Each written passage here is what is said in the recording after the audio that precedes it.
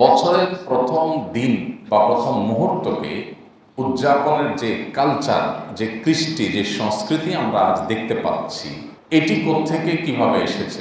রোমানরা, প্যাগানরা, অর্থাৎ প্রকৃতিকে যারা পূজা করে, এদের নানান রকমের কালচার আছে। যেমন বৃষ্টি হচ্ছে না, তো গায়ে কাদা মেখে নিল যাতে প্রকৃতি একটু বৃষ্টি দেয়, বৃষ্টি এসে যেন কাদাটা ধুয়ে দেয়, যেন কাদা মেখে নিচে শরীরে। প্রকৃতিকে অর্থাৎ সৃষ্টিকে তারা পুজো করে, চন্দ্রকে, সূর্যকে, সময়কে। তো এই প্যাগান বা প্রকৃতি পূজারই রোমানদের মধ্যে একটা ধারণা ছিল যে তারা একটা দেবতাকে পুজো করত, যে দেবতার নামানুসারে জানুয়ারি হয়েছে বলে বিভিন্ন আর্টিকেল আমি পেয়েছি। তো মূল জিনিস হলো যে তারা বছরের প্রথম মুহূর্তটাকে ওই দেবতার উপাসনার মাধ্যমে শুরু করত এবং সেই সাথে উৎসব, আনন্দ, হই হুল্লোড় এটা করে তারা প্রথম মুহূর্তকে শুরু করত। তাদের ধারণা, তাদের বিশ্বাস ছিল যে বছরের প্রথম মুহূর্তকে আনন্দ করে, ফুর্তি করে, হই হুল্লোড় করে যদি কাটানো হয় তাহলে সারা বছর ভালো থাকা যাবে। এটা ছিল সে প্রকৃতি পূজারী রোমানদের ধারণা। তো এই যে প্রকৃতি পূজারী রোমানরা, তারা বছরের প্রথম মুহূর্তটাকে উদযাপন করাটাকে উপাসনা হিসাবে নিয়েছে এবং সেটাকে তারা তাদের সারা বছর সুখে থাকার মাধ্যম মনে করত, যে এই সময়কে যদি আমি ফুর্তি করে কাটাই তাহলে সারা বছর আমি ভালো থাকি। এখান থেকে আমাদের বাংলা সনের শুরুতে, যে বাংলা সন মূলত হিজরি সনেরই শুধুমাত্র সৌর ফরম্যাট, যে বাংলা সন মূলত নবী করিম সাল্লাল্লাহু আলাইহি ওয়াসাল্লামের হিজরত কেন্দ্রিক সন, সেই সনেরও এই প্রথম দিনকে উদযাপন করা হয় মঙ্গল শোভাযাত্রার মাধ্যমে। মঙ্গল শোভাযাত্রা নিয়ে আমি অনেকগুলো রিপোর্ট পড়েছি আমাদের দেশের মূলধারার বিভিন্ন পত্রপত্রিকায়। সেখানে আমি ঢাকা বিশ্ববিদ্যালয়ের কলা অনুষদের শিক্ষকদের বরাত দিয়ে কোট আনকোট করে রিপোর্ট করতে দেখেছি যে তাদের বক্তব্যের সারাংশ হলো পয়লা বৈশাখের প্রথম দিন মঙ্গল শোভাযাত্রা করা হয়, নামই হলো মঙ্গল শোভাযাত্রা। মঙ্গল মানে কি? কল্যাণ, ভালো। তো মঙ্গল শোভাযাত্রা করা হয় কিসের জন্য? সারা বছর যেন মঙ্গল হয়, মঙ্গলের আশায় মঙ্গল শোভাযাত্রা করা হয়। যদিও মুসলমান প্রতিদিনই পয়লা বৈশাখের মতো শুধুমাত্র একদিন সকালে না, মুসলমান প্রত্যেক দিন ভোরবেলায় মঙ্গলের আশায় মসজিদে যাত্রা করে নামাজের। তো ওই প্যাগান প্রকৃতি পূজারীদের যে ধারণা, এটা খ্রিস্টানরা আজ পৃথিবীব্যাপী ধারণ করে আছে। খ্রিস্টানদের মধ্যে বিভিন্ন ধর্মের ধর্মীয় উৎসব, প্রাগৈতিহাসিক বিভিন্ন ধর্মের বিভিন্ন সম্প্রদায়ের উৎসবগুলোকে খ্রিস্টানরা সেগুলো নানাভাবে প্রমোট করেছে। এর মধ্যে যেটাকে ভ্যালেন্টাইন্স ডে হিসাবে আমাদের দেশে আমদানি করা হয়েছে, একজন রাজনীতিবিদ এবং সাংবাদিক তিনি এটা আমদানি করে এই অপকর্ম আমাদের দেশে শুরু করেছে। তো এটি মূলত একেবারে গোড়ার ইতিহাস ভিন্ন কথা, কিন্তু এটার নতুন করে এটাকে পুনর্জীবন দেওয়া হয়েছে ইংল্যান্ডে, এবং সেটা হয়েছে বাণিজ্যিক ধান্দা। বাণিজ্যিক সাম্রাজ্যবাদীরা আমাদেরকে অনেক সময় হাসায়, আমরা হাসি, আবার আমাদেরকে মিডিয়ার মাধ্যমে কাঁদায়, আমরা কাঁদি। একটা মৃত্যুকে অত্যন্ত মর্মান্তিক, হৃদয়স্পর্শী, একেবারে লোমহর্ষক, গোটা সমাজকে নাড়িয়ে দিতে পারে মিডিয়ার উপস্থাপনের মাধ্যমে। আবার এর চাইতে আরো বহু মর্মান্তিক বহু মৃত্যু, এটাকে গোটা জাতি ভুলে বসে থাকতে পারে মিডিয়ার আচরণের মাধ্যমে। এটা তো আমাদের কাছে নতুন কিছু না, আমরা তো জানি। এই সময়টাতে বাণিজ্যিক সাম্রাজ্যবাদীরা তাদের বাণিজ্যিক প্রয়োজনে কোনো কোনো সংস্কৃতি কোনো কোনো সমাজে আমদানি করে। এই আপনার 14 ফেব্রুয়ারি ভ্যালেন্টাইন্স ডে এনসাইক্লোপিডিয়া বিশ্বকোষের তথ্য মতে ইংল্যান্ডে আমদানি করেছে সেখানকার গিফট এবং আপনার ফুল এই জাতীয় আইটেমের ব্যবসায়ী যারা, তাদের যে সংগঠন, তাদের যে অ্যাসোসিয়েশন, তারা এটাকে শুরু করেছে সেখানে। কেন? কারণ এই সময়টাতে বরফ ঢাকা থাকে, তাদের ব্যবসা খুব ভয়াবহ অবস্থা থাকে। তো ব্যবসার ঘাটতি পোষাবার জন্য এই দিবস বিভিন্ন দেশে দেশে নিষিদ্ধ হয়ে গিয়েছিল, সেটাকে পুনরায় তারা চালু করেছে এবং তাদের গিফট আইটেমের ব্যবসা, ফুলের ব্যবসা, এগুলো যাতে জমজমাট চলে সেজন্য তারা এইটাকে পয়সা দিয়ে, কড়ি দিয়ে বিভিন্নভাবে সমাজে প্রতিষ্ঠিত করেছে, নতুন করে চালু করেছে। ঠিক একইভাবে ওই একই পদ্ধতিতে আজ যেটাকে আমরা 31st নাইট হিসাবে দেখছি আমাদের সমাজে, এই দিবসটাকে আমাদের দেশে কিছু বাণিজ্যিক সাম্রাজ্যবাদীরা মিডিয়ার মাধ্যমে আমাদের যুবকদেরকে ইতোমধ্যে গিলিয়েছে এবং এত ভয়াবহভাবে গিলানো হয়েছে যে করোনা পরবর্তী এই সর্বশেষ কয়েকটা বছর, বিশেষ করে 22-23-এ আমরা যে আপনার দৃশ্য দেখতে পেয়েছি 31st নাইটে, 31শে ডিসেম্বর রাত 12টা 1 মিনিটে ঢাকার যে চিত্র দেখেছি, এই দোনো বছর, গেল বছর 31শে ডিসেম্বর রাতে এবং তার আগের বছর আমি ঢাকায় রীতিমতো আকাশ প্রত্যক্ষ করার দুর্ভাগ্য আমার হয়েছে। তো এই যে সংস্কৃতি, এই সংস্কৃতি এটা মূলত একটা ধর্মীয় সংস্কৃতি, এর পিছনে একটা ধর্মীয় বিশ্বাস কাজ করে, যেটা আমাদের যুবকরা বা যারা উদযাপন করছে তারা তো বেশিরভাগ জানেও না। তাদের দরকার ফুর্তি। আমরা এমন এক প্রজন্ম গড়ে তুলেছি, এমন এক প্রজন্ম আমরা দেখতে পাচ্ছি, যেই প্রজন্মের কাছে ফুর্তি, আনন্দ, উল্লাস, হৈহুল্লোড়, উন্মাদনা, মাতলামি, ভোগ, এটা ছাড়া আর কিচ্ছু তাদের কাছে নেই। আদর্শ বলতে, চেতনা বলতে, আমরা বহু চেতনা বলি। সবচেয়ে বড় চেতনা এই দেশে এখন আমাদের কাছে হয়ে গেছে আমি কিভাবে কামাই করব, আমি কিভাবে ভালো থাকবো, আমি কিভাবে ভোগ করব, বাস এটাই আমাদের একমাত্র চেতনা এখন হয়ে গেছে। তো এই প্রজন্মকে আনন্দ, উল্লাস এবং হৈ হুল্লোড়ের নাম দিয়ে এই রোমান প্রকৃতি পূজারীদের ধর্মীয় উৎসবটাকে গেলানো হচ্ছে মুসলমানের সন্তানকে। এমনকি আপনারা জানেন গেল কয়েক বছর ধরে প্রতি বছর প্রশাসন চেষ্টা করে, যদিও চেষ্টাটা খুব জোরালোভাবে হয় না, আরো জোরালোভাবে হলে অবশ্যই এটা থেমে যেত, কিন্তু প্রশাসন প্রতি বছরই চেষ্টা করে 31st নাইট উপলক্ষে যাতে কোনো প্রকার আপনার আতশবাজি না হয়, ফানুস উড়ানো না হয়, কোনো রকম পটকা ফুটানো না হয়, বাজি ফুটানো না হয়, এগুলো নিয়ন্ত্রণ করার জন্য নানা সময় তারা বিভিন্ন প্রজ্ঞাপন ইত্যাদি জারি করে। কিন্তু এটুকুর মধ্যে সীমাবদ্ধ থাকে, এগুলোর দৃষ্টান্তমূলক কোনো আইন করে এটাকে বন্ধ করা অথবা থামানো, শাস্তির মুখোমুখি করা, সেরকম কোনো কিছু কার্যকর কিছু হয়নি। ফলশ্রুতিতে কি হয়েছে, আমি শুধু গত বছরের কথাটা বলতে চাই। মানুষ ভুলে যায়, এটা মানুষের প্রকৃতি। আল্লাহ আমাদেরকে সৃষ্টি করেছেন এমনভাবে যে আমাদের মেমোরিতে সবসময় সবকিছু থাকে না। অতীত ভুলে যাওয়া এটা মানবীয় প্রকৃতি। আর সে মানুষ যদি হয় বাঙালি, তাহলে অতীত একটু তাড়াতাড়ি বলি। সাধারণত গোটা বিশ্বের মানুষই অতীত ভুলে যায়, এটা মানবীয় প্রকৃতি। আর বাঙালি মানবীয় প্রকৃতি হলো যে বাঙালিরা একটু তাড়াতাড়ি বলি। বাঙালিদের যে কোনো ঘটনায় একেবারে কাতর হয়ে যাওয়া, আপনার একেবারে যে কোনো ঘটনা তাকে স্পর্শ করে একেবারে দুর্বল করে ফেলা, এটা খুব তাড়াতাড়ি হয়।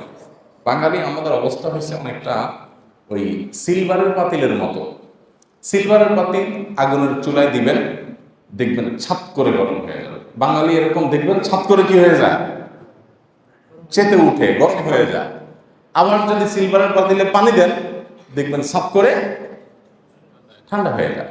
তা আমরা এরকম, আমাদের জোশ সবকিছু কি এরকম তাড়াতাড়ি উঠে আবার তাড়াতাড়ি নিভে যায়। এই জন্য আমরা কাউকে সম্মান করলে, মর্যাদা দিলে, তার মাথার উপরে না, পারলে বাঁশের উপরে। আবার কিছুদিন যেতে না যায়, তার কিছু একটা পাইলেই হলো, তার তুলোধুলো করে আচার দিয়ে মাটিতে আমরা মিশিয়ে ছেড়ে দিই। তো এটা আমাদের প্রকৃতি, তাই না? এই জন্য আমি খুব বেশি পুরাতন ইতিহাসে যাব না, শুধু গত বছরের কথা আপনাদেরকে জানি। গত বছর 31st নাইট উপলক্ষে আমাদের দেশে অনেকগুলো ঘটনা ঘটেছিল।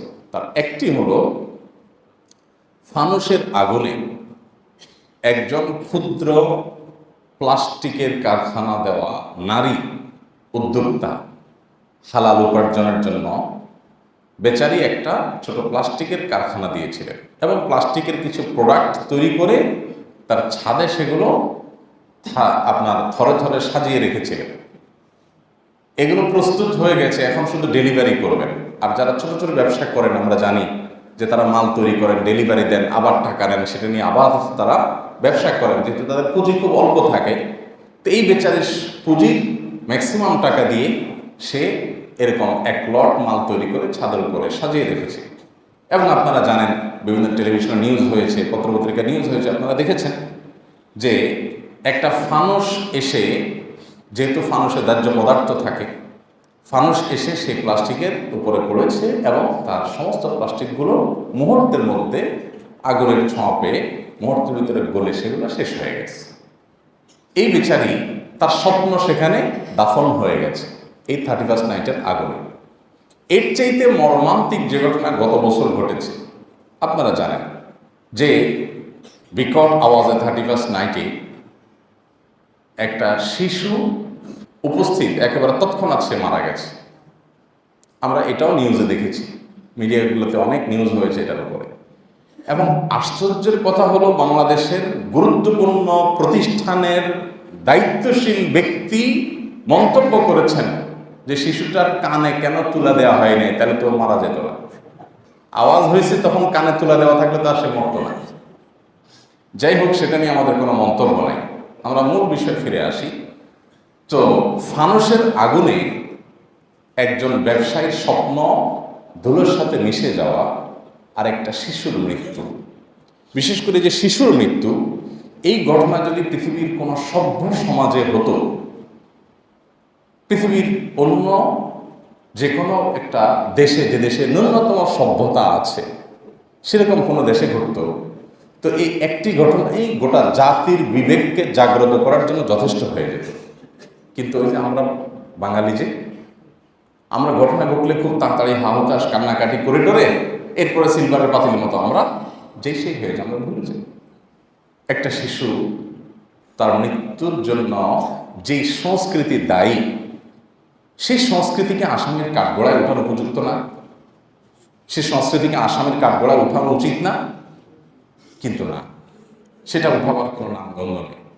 যুবকদেরকে উন্মাদ করে দিন শেষে কিছু ফায়দা হাসিল করা, এখানে কোটি কোটি টাকার বিজনেস জড়িত, মিলিয়ন মিলিয়ন টাকার বিজনেসের সম্পর্ক এখানে আছে। আমরা জানি ফানুসের ব্যবসার সাথে আছে, হোটেলের ব্যবসায়ীর সাথে আছে। কক্সবাজারের সমস্ত হোটেলগুলো অনেক আগে থেকে সবগুলো বুকড হয়ে যায় উপলক্ষে।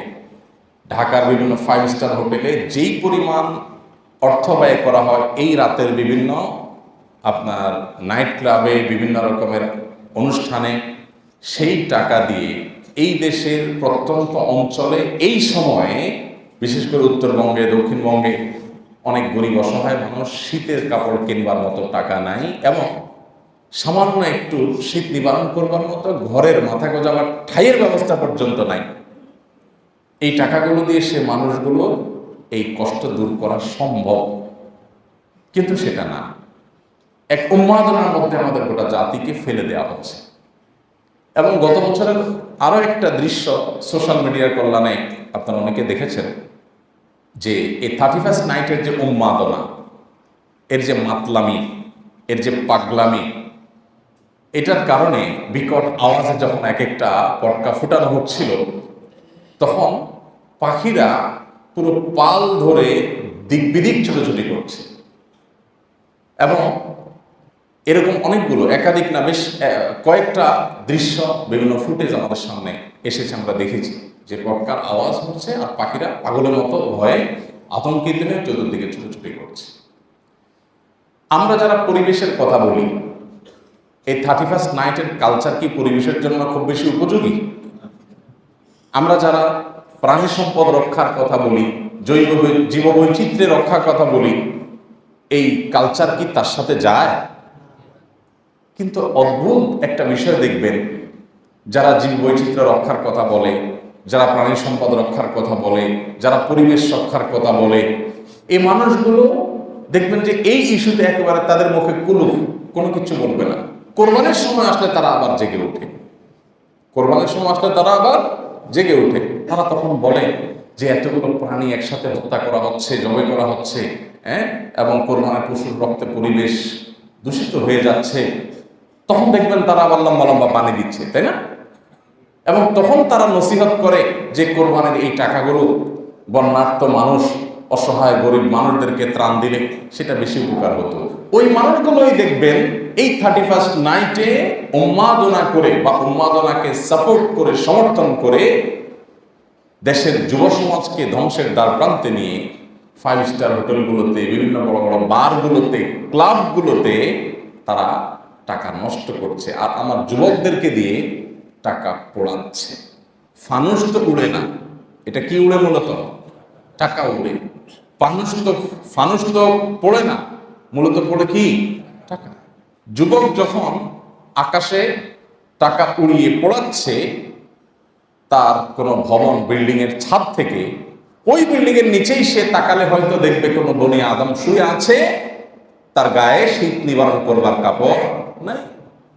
হয়তো ওই ভবনের নিচেই সে খোঁজ করলে রাস্তার আশেপাশে ফুটপাতে পাবে কোনো অসহায় গরিব শিশু, গরিব মায়ের শিশু মাকে জিজ্ঞেস করছে, মা আকাশে ওগুলো কি?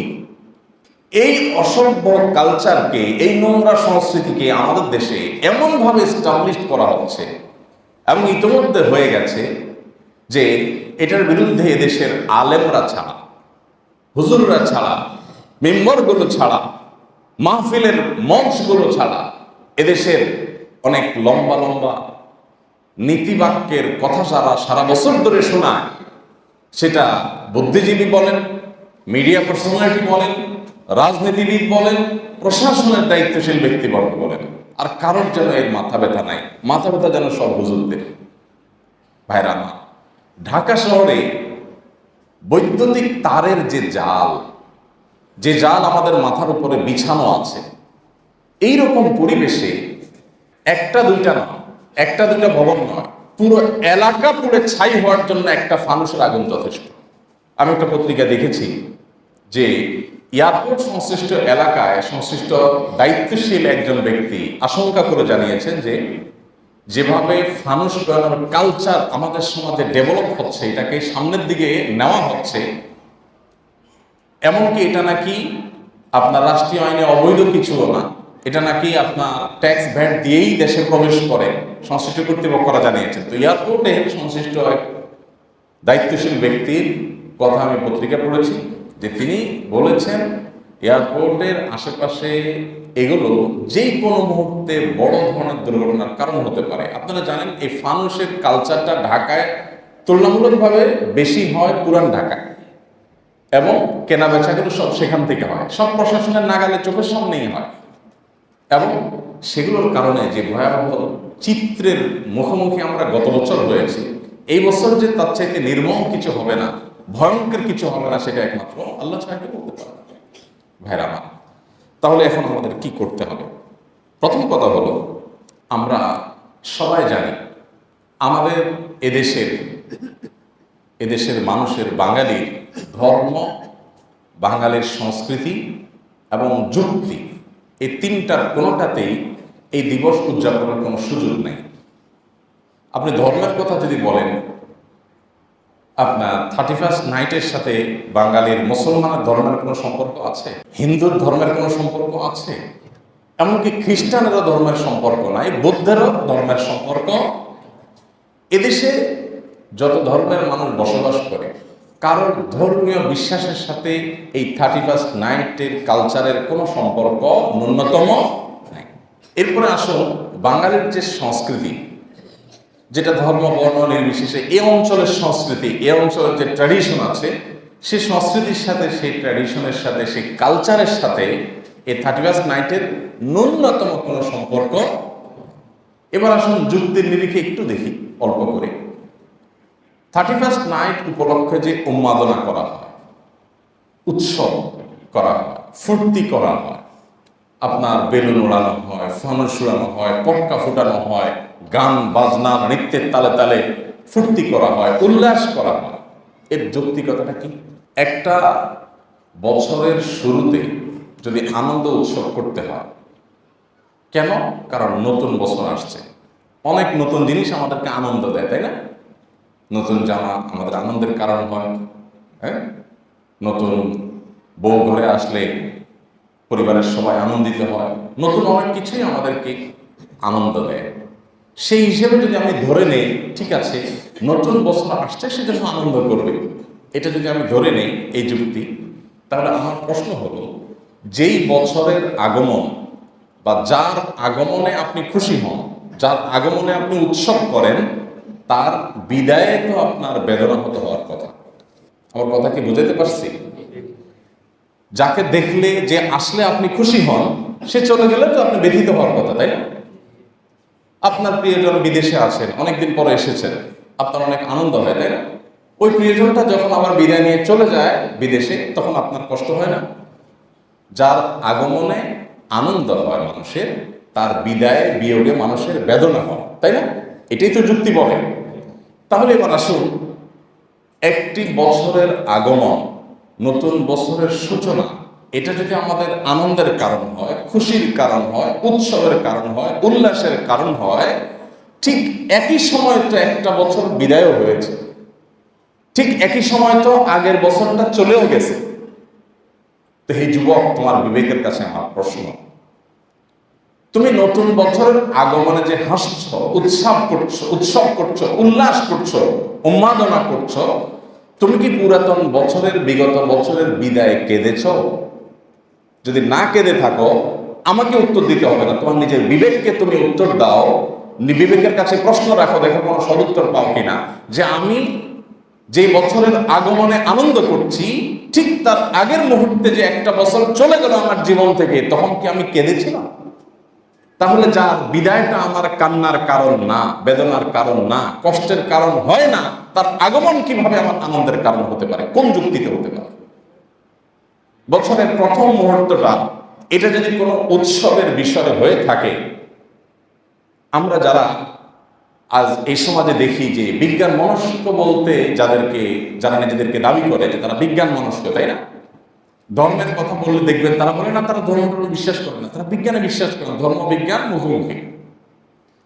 সবচেয়ে হাস্যকর বিষয় হলো, সবচেয়ে পরিহাসের বিষয় হলো, এই মানুষগুলো সেই প্রাগৈতিহাসিক প্যাগান এবং প্রকৃতি পূজারীদের, সেই রোমানদের এই সমস্ত অপসংস্কৃতি তারা গায়ে মাখাচ্ছে, যে বছরের প্রথম মুহূর্তকে উৎসব করলে সারা বছর ভালো থাকা যাবে, তাহলে আসুন আমরা উৎসব করি।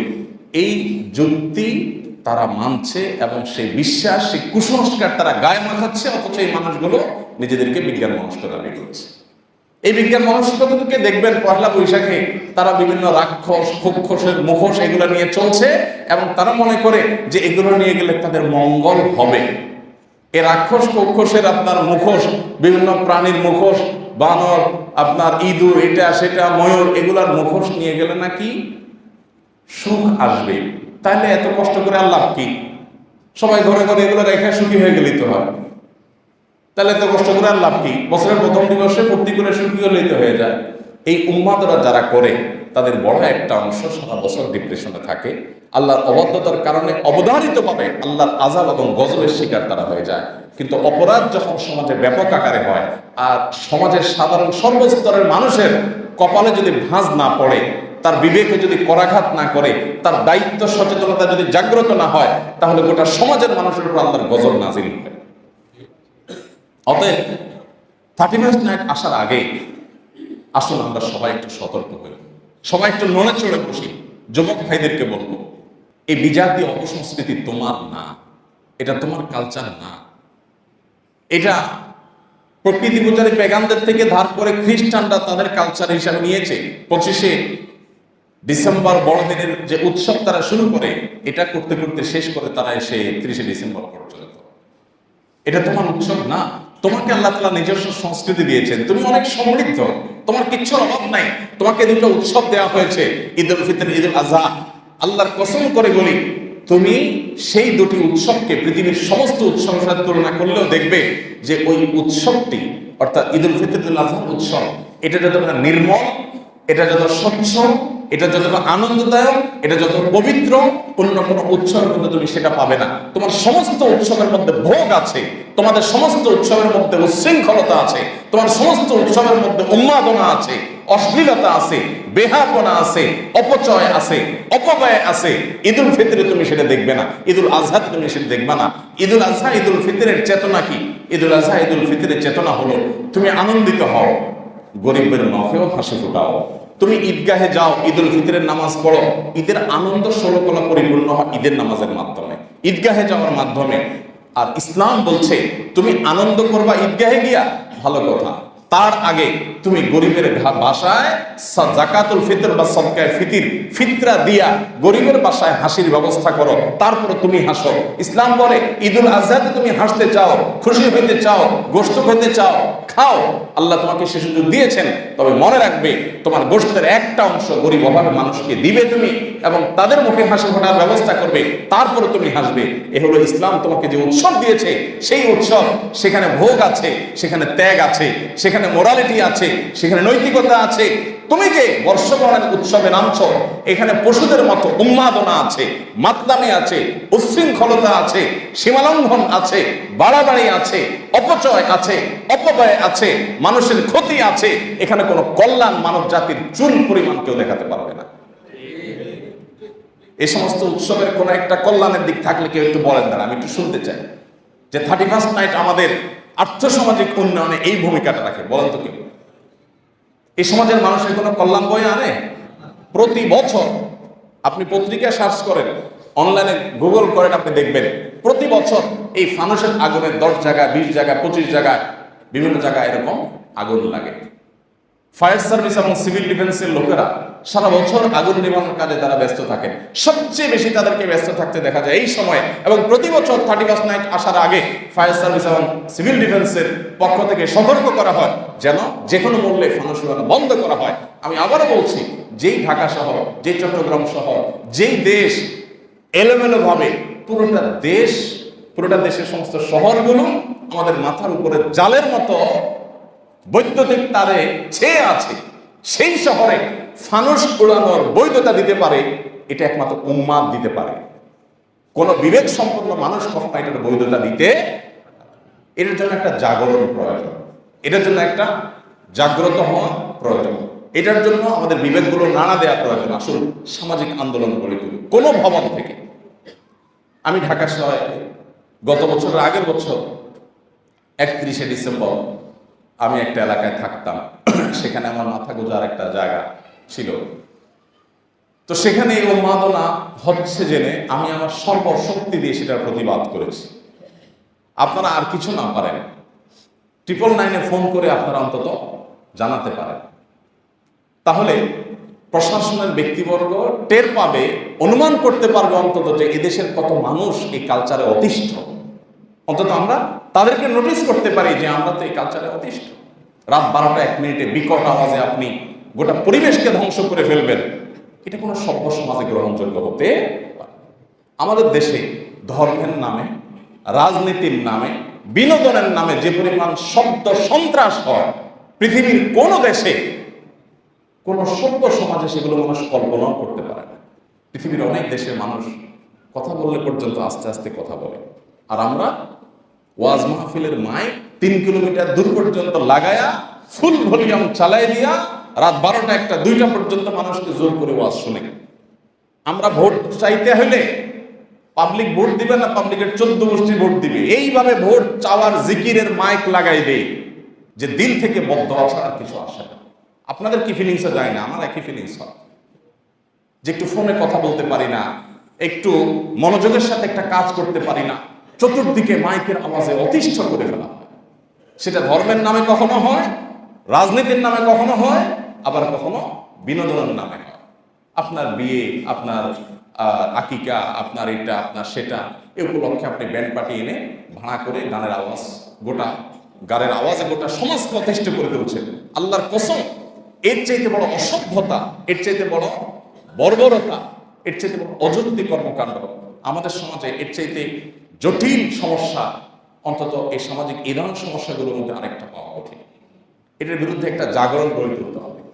আমি এই ভূমিপল্লীতে যখন ছিলাম, আমার মনে আছে একদিন গভীর রাতে এরকম আওয়াজ শুনে আমি একা গেঞ্জি গায়ে দেওয়া লুঙ্গি পরা অবস্থা আমি নেমেছি এবং গিয়ে দেখেছি যে ধুমধড়াক্কা গান চলছে এবং যাইয়া বললাম যে আল্লাহকে ভয় করুন আর নিজের বিবেককে জিজ্ঞাসা করেন। আপনার গান নামাজ আমার ঘুম ভেঙেছে। কত মানুষ সকালে হয়তো ডিউটি করবে, অনেকে দিনে ডিউটি করছেন, নাইটে ঘুমাচ্ছে, অনেক বাচ্চা সকালে স্কুল মাদ্রাসায় যাবে, অন্য অনেক মানুষ আছে যারা আপনার এই আওয়াজ শুনতে চাচ্ছেন না। অনেকে হয়তো মানসিক টেনশনে আছে, কেউ হয়তো বাবার লাশ নিয়ে অপেক্ষা করছে, আর আপনি ফুর্তির গানের আওয়াজ আমাকে অতিষ্ঠ করছেন। আপনার মতো একটা অসম্ভব মানুষ তো সমাজে চিন্তা করা যায় না। আপনি অবাক হবেন যে যুবকরা যারা নিজেদেরকে অনেক বিজ্ঞান মনস্ক মনে করে, শিক্ষিত মনে করে, কলেজ বিশ্ববিদ্যালয়ে পড়ে, সেই সমস্ত যুবকদের কেউ যখন এটাতে লিপ্ত হয়, আমার কাছে অবাক লাগে এই সমাজ যাচ্ছে কোথায়। এই জন্য সামাজিক আন্দোলন গড়ে তুলতে হবে। প্রত্যেকটা মানুষ যার যার সমাজে, যে 31st নাইটের কোনো উন্মাদনা আমার সমাজে আমরা হতে দেব না। মসজিদ থেকে কমিটি করতে হবে, যুবকরা কমিটি করতে হবে এবং পরিবারের দায়িত্বশীলরা দায়িত্বশীল হতে হবে। ভাইরা আমার, যে সমস্ত বাবারা সন্তানদেরকে টাকা দিচ্ছেন, এক একটা ফানুস 2000 থেকে 15,000 টাকা পর্যন্ত দাম, আরো কম বেশি থাকতে পারে, পত্রিকা আমি দেখেছি এই রেঞ্জের কথা। আপনি টাকা দিচ্ছেন, আল্লাহ সুবহানাহু ওয়া তাআলা কিয়ামতের ময়দানে জিজ্ঞাসা করবেন সম্পদ উপায় কামাই করছো কিভাবে, আবার ব্যয় করছো কিভাবে। এগুলো সমাজের বিস্ফোরণ। এদের বেশিরভাগই দেখবেন এদেশের জনগণের টাকা রক্তে চোষার মতো করে চুষে নেয়, আর সেটাকে আবার ফানুসের আগুন দিয়া জনগণকে পোড়ায় মারে। সেটা হতে পারে কোনো সরকারি চাকরিজীবী, সেটা হতে পারে কোনো বেসরকারি চাকরিজীবী, সেটা হতে পারে অন্য কোনো পেশার মানুষ। কিন্তু দিন শেষে দেখবেন ওই হারামখোরদের হারাম টাকাই এই অযৌক্তিক কাজে, অন্যায় কাজে ব্যয় হতে তাদের কোনো বিবেকে বাঁধে না। আমরা গরিব মানুষ বাজার যায় হয়তো জিনিসপত্র কিনতে আমাদের হিমশিম খাইতে হয়, তাদের ফানুসের টাকা দিতেও ছেলে মেয়েকে অভাব হয় না। এগুলোর বিরুদ্ধে আমাদেরকে সচেতন না হলে আজকে হয়তো একজন পড়ছে, কালকে আপনি পড়বেন। আজকে কারো শিশু মারা গেছে, কালকে আপনার শিশু মারা যাবে। এই জন্য সবাই জাগ্রত হব ইনশাআল্লাহ, যে আমাদের সমাজে এগুলো আমরা হতে দিতে পারি না। যুবকরা যারা এগুলো পরিকল্পনা করছে, তাদের গায়ে হাত দিয়ে, মাথায় হাত দিয়ে তাদেরকে একটু বোঝান, একটু আদর করেন, একটু স্নেহ করেন।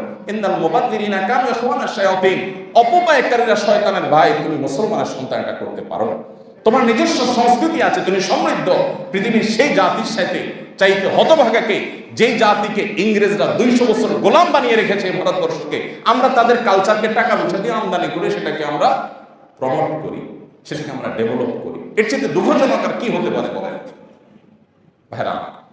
আমরা জানি যে এই যে মুসলমানদের সমাজ, আমরা বেশিরভাগ মানুষের দেশে মুসলমান, ইসলামের দর্শনটা কি বলেন? ইসলামের দর্শন হলো, এবং একজন মুসলমান হিসেবে আপনার বিশ্বাস হলো যে আপনার এই দুনিয়া চিরকাল থাকার জায়গা না। কুল্লু নাফসিন যায়কাতুল মউত, প্রত্যেক প্রাণীকে মৃত্যু সাধারণ করতে হবে। এখানে যদি শেষ হয়ে যেত তাহলে তো অসুবিধা ছিল না, যে জীবন ছিল, মরে গেলাম, শেষ, ফিনিশ, মাটি হয়ে গেলাম। কিন্তু না, এখানে শেষ না। আল্লাহ এরপরে বলছেন, আমরা সব এইটুকু জানি, পরেরটুকু জানি না। পরেরটুকুও জানা উচিত আমাদের। কুল্লু নাফসিন যায়কাতুল মউত, প্রত্যেক প্রাণীকে মৃত্যুর স্বাদ আস্বাদন করতে হবে। আর মরে গেছে আর শেষ হয়ে গেছে না, শুরু। মৃত্যু মানে আসল জীবনের শুরু। আল্লাহ বলছেন ওয়া ইন্নামা তুওয়াফাউনা উজুরাকুম ইয়াওমাল কিয়ামাহ, মনে রাখবে তোমার প্রত্যেকটা কর্ম, হোক সেটা ভালো হোক সেটা মন্দ, প্রত্যেকটা কর্মের বিনিময় তোমাকে বুঝিয়ে দেওয়া হবে কিয়ামতের দিন। এটা একই সঙ্গে আশার বাণী, একই সঙ্গে থ্রেট। তুমি যদি ভালো কাজ করো তোমার বিনিময় কিন্তু পাবে তুমি, আর যদি মন্দ কাজ করো, তোমার কাজে অতিষ্ঠ হয়, তোমার বিকট আওয়াজে মানুষ কষ্ট পায়, তুমি পশুর মতো আচরণ করো, তুমি মানুষকে কষ্টের কারণ হও, তো মনে রাখবে তোমার প্রাপ্য তোমাকে বুঝিয়ে দেওয়া হবে। দুনিয়াতে হয়তো তোমার বাপ অনেক বড় নেতা, তোমার বাপ অনেক বড় পাওয়ারওয়ালা, এলাকা মানুষ ভয়ে কিছু বলতে পারেনি। কিয়ামতের ময়দানে তোমার বাপ তুমি সব ন্যাংটা হয়ে উঠবো অন্য মানুষদের সাথে। দুনিয়ার বাঁকাওয়াতি থাকবে না, সুসের মতো সোজা করবে না রব্বুল আলামিন। এরপর আল্লাহ তাআলা শেষে বলছেন ফামান যুহযিহা আনিন নারি ওয়া উদখিলাল জান্নাতা ফাকাদ ফাজ। মনে রাখবে প্রত্যেক প্রাণীকে মৃত্যুর স্বাদ আস্বাদন করতে হবে, আর কিয়ামতের দিন তার সারা জীবনের সমস্ত কর্মের প্রাপ্য পাওনা তাকে বুঝিয়ে দেওয়া হবে।